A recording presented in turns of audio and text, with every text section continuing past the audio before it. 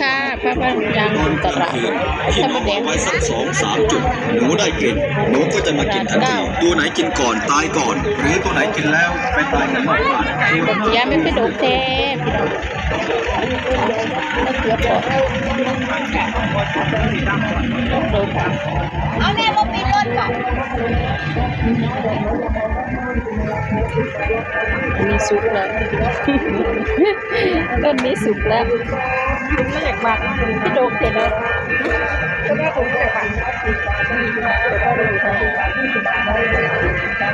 สำหรับราคา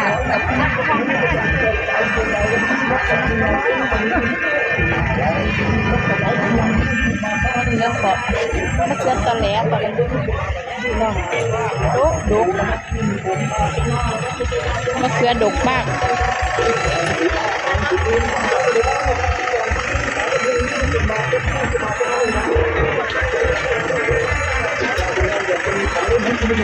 แล้วมะเขือตำเจียวพริกหนุ่มเขียว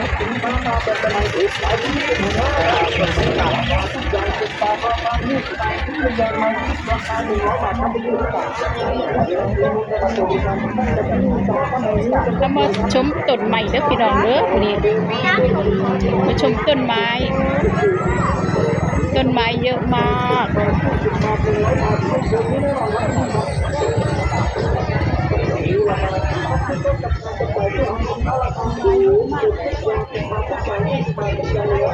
เว้ยนี่มหาชนกยาวๆ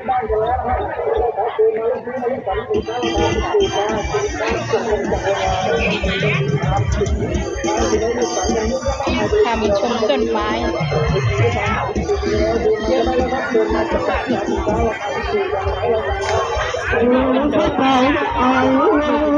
คนรับตรงนี้ประเดี๋ยว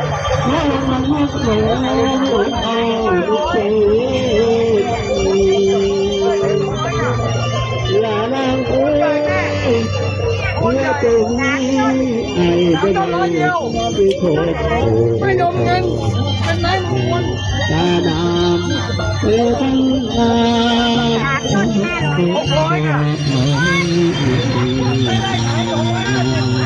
หอมแบ่งไม่ถูกแล้ววงก็ถูกต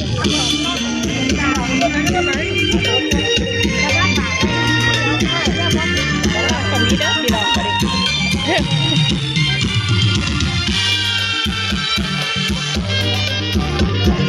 แต่ยังไงพริก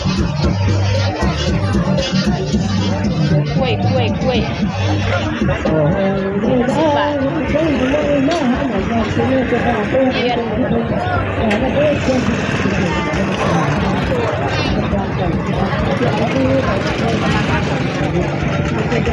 บอกเมืองหน่อยป้ายโบก20 บาทป้ายโบก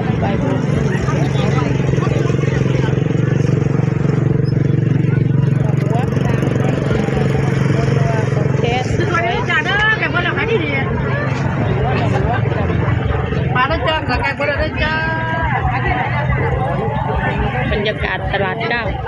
กระเป๋าจะไหมก่อนพี่น้องดูกระเป๋าก่อนน่าสนใจไหม